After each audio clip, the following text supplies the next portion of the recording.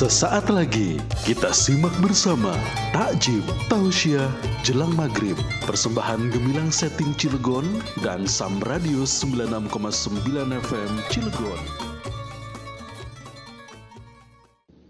Assalamualaikum warahmatullahi wabarakatuh. Bismillahirrahmanirrahim. Alhamdulillahilladzi ja'ala Ramadhana syahra siyami lil mu'minin. Wa nusalli wa nusallim ala man qala alaikum bisunnati wa sunnatil khulafa'ir rasyidin wa man tabi'ahum bi ihsanin ila yaumiddin. Qala Allah Ta'ala fi kitabihil karim, syahrul ramadhan alladzi unzila fihil Qur'an hudan linnas wa bayyinatin minal huda wal furqan. Shadaqallahul azim. Ma'asyiral muslimin, sahabat Sam yang dimuliakan Allah Subhanahu wa Ta'ala.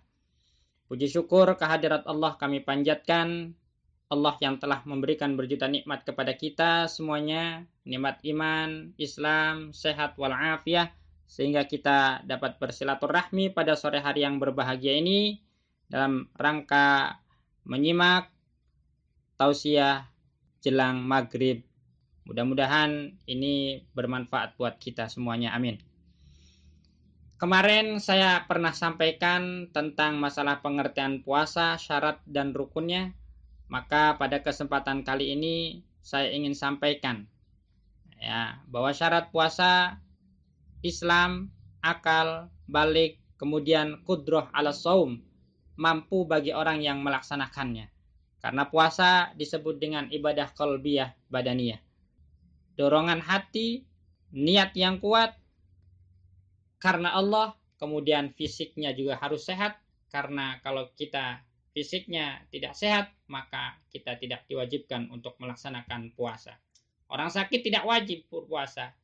Kemudian wajibu ayyuk marasabi. Bagaimana pertanyaannya? Sudah balik, tapi dia tidak melaksanakan puasa.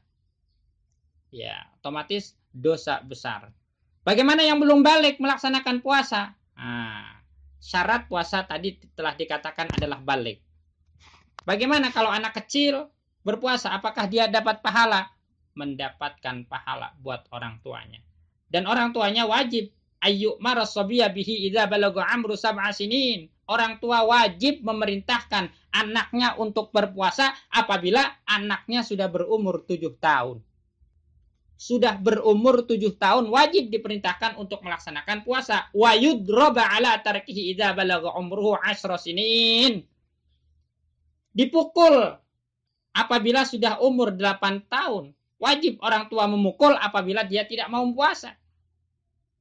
Walaupun tidak wajib anak untuk berpuasa, tapi orang tuanya wajib memerintahkan anaknya untuk berpuasa. Kenapa? Liyatamarranna ala shaum, untuk melatih, membiasakan anaknya untuk melaksanakan shaum. Sebab kalau dia tidak dibiasakan untuk melaksanakan shaum, maka sampai tua dia tidak mau berpuasa. Begitu pun dengan sholat. Sholat kalau senantiasa tidak diajarkan semenjak dini, semenjak kecil, maka sampai tua dia enggan untuk melaksanakan puasa, untuk melaksanakan sholat. Makanya kewajiban inilah kita sebagai orang tua, bapak, ibu, untuk mengingatkan, memerintahkan kepada anaknya untuk melaksanakan puasa, melaksanakan sholat. Kalau tidak, maka kita sebagai orang tua dosa besar. Kenapa? Karena anak adalah amanat, menyia-nyiakan amanat adalah khianat. Orang yang berkhianat adalah dosa besar, nanti akan dituntut di akhirat. Na'udzubillahi min dzalik. Begitupun dengan sholat. Muru auladakum bisolat. Perintahkanlah anakmu, kata Rasul, bisolat, mengerjakan sholat. Wahum abna'u sab'i sinin, ketika umur 7 tahun. Wadribuhum 'alaiha, pukul dia kalau dia tidak mau. Wahum abna'u 10 sinin, apabila 10 tahun dia diperintahkan untuk melaksanakan sholat tidak mau juga, maka orang tua wajib untuk memukulnya. Umur 10 tahun. 7 tahun kita perintahkan untuk melaksanakan puasa, untuk melaksanakan sholat. 10 tahun dipukul apabila dia tidak mau. Wa farriqu bainahum fil madaji'. 10 tahun dipisah tempat tidurnya. Jangan sampai bareng dengan orang tuanya. Sebab kalau masih bareng tidurnya sama orang tuanya bahaya. Orang tuanya ngapa-ngapain nanti anaknya lihat. ceritakan kepada teman-temannya. Jangan sampai seperti itu. Fa wa farriqu bainahum fil madaji. Pisah, kata Rasul, tempat tidurnya ketika umur 10 tahun. Kemudian sunnah puasa itu apa? Pertama, takjil. Takjil itu buru-buru buka ketika kita puasa. Ada yang diburu-buru itu kalau tidak salah 5. Pertama takjil, berbuka puasa. Yang kedua bertaubat. Yang ketiga menikahkan anak perempuannya apabila sudah siap, sudah ada calonnya. Kemudian mengubur mayat. Yang kelima bayar utang. Itu yang sunnah kita memburu-buru. Kemudian apalagi takjil wal fitru ala tamri. Buka dengan 1 kurma atau 3 kurma ketika kita berpuasa. Apabila tidak menemukan, fa'ilam yajid tamron, maka fabil ma, kita berbuka dengan air putih. Air putih tidak ada, kelewatan. Pasti ada insya Allah. Wa takhirus sahur, mengakhirkan sahur. Kata Rasul, tasakharu fa inna fis sahuri barakah. Sahurlah kamu karena di dalam sahur itu penuh dengan keberkahan. Pertama, keberkahan dengan keluarga kita ngumpul. Yang kedua, biasanya tidak bangun malam, bangun malam. Yang ketiganya, ketika sahur badan kita menjadi kuat untuk berpuasa. Makanya sahur itu jangan sampai malam hari. Malam hari ketika mau tidur. Jam 10 kita sahur, bukan sahur itu mah. Makan malam. Sahur itu kira-kira jam 4, setengah 4. Kata Rasul, akhiri sahur. Ya. Sunnahnya takhirus sahur, mengakhirkan sahur. Supaya apa? Siangnya kita kuat. Kalau sahur jam 10 malam, ya otomatis siangnya kita lemes, letoy, loyo. Oleh karenanya, salah satu daripada sunnah Rasul adalah takhirus sahur. Kemudian apalagi? Wal iksaru min tilawatil Qur'an. Banyak baca Qur'an di bulan suci Ramadan. Syahrul Ramadan allazi unzila fihil Qur'an, karena di dalamnya bulan Ramadan turun Al-Qur'an sebagai petunjuk, sebagai hidayah, sebagai pembeda antara hak dan batil. Itulah Al-Qur'an yang turun di bulan suci Ramadan. Iqra'ul Qur'an, bacalah Qur'an, kata Rasul. Fa innahu ya'ti yaumal qiyamah syafi'an li ashabi, karena Qur'an yang kita baca akan memberikan pertolongan, syafaat di hari kiamat nanti. Bahkan orang yang pandai baca Quran, apalagi sampai hafal, ma'akhiromil baroroh, nanti di akhirat beserta orang-orang yang mulia. Siapa dia? Para rasul, para anbiya, subhanallah. Ma'akhiromil baroroh.